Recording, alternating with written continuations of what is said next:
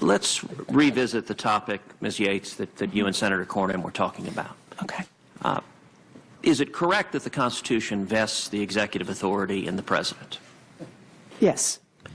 And if an Attorney General disagrees with a policy decision of the President, a policy decision that is lawful, does the Attorney General have the authority to direct the Department of Justice to defy the President's order? I don't know whether the Attorney General has the authority to do that or not, but I don't think it would be a good idea, and that's not what I did in this case. Well, are you familiar with 8 U.S.C. Section 1182? Not off the top of my head, no.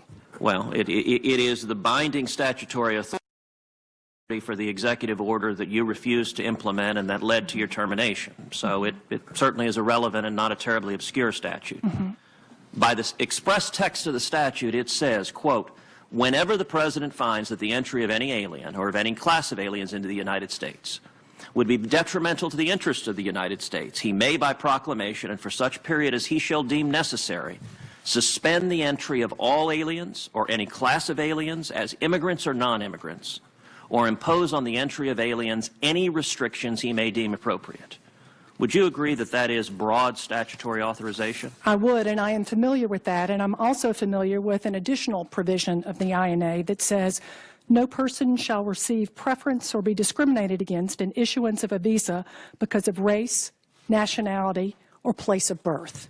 That, I believe, was promulgated after the statute that you just quoted. And that's been part of the discussion with the courts with respect to the INA, is whether this more specific statute trumps the first one that you just described. But my concern was not an INA concern here. It rather was a constitutional concern, whether or not this the executive order here violated the Constitution, specifically with the Establishment Clause and equal protection and due process. There is no doubt the arguments you laid out are arguments that we can expect litigants to bring, partisan litigants who disagree with the policy decision of the President. I would note on January 27, 2017, the Department of Justice issued an official legal decision, a determination by the Office of Legal Counsel, that the executive order, and I'll quote from the opinion, the proposed order is approved with respect to form and legality. That's a determination from OLC on January 27th that it was legal. 3 days later, you determined, using your own words, that although OLC had opined on legality, it had not addressed whether it was, quote, wise or just. And I also, in that same directive, Senator, said that I was not convinced it was lawful. I also made the point that the Office of OLC looks purely at the face of the document and, again, makes a determination as to whether there is some set of circumstances under which some portion of that EO would be enforceable, would be lawful. They importantly do not look outside the face of the document.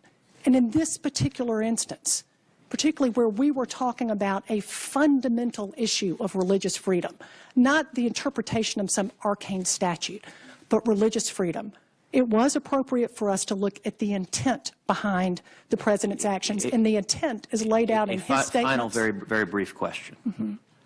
In the over 200 years of the Department of Justice history, are you aware of any instance in which the Department of Justice has formally approved the legality of a policy and 3 days later the Attorney General has directed the Department not to follow that policy and to defy that policy? I'm not, but I'm also not aware of a situation where the Office of Legal Counsel was advised not to tell the Attorney General about it until after it was over. Thank you, Ms. Yates. I would note that might be the case if there's reason to suspect partisanship.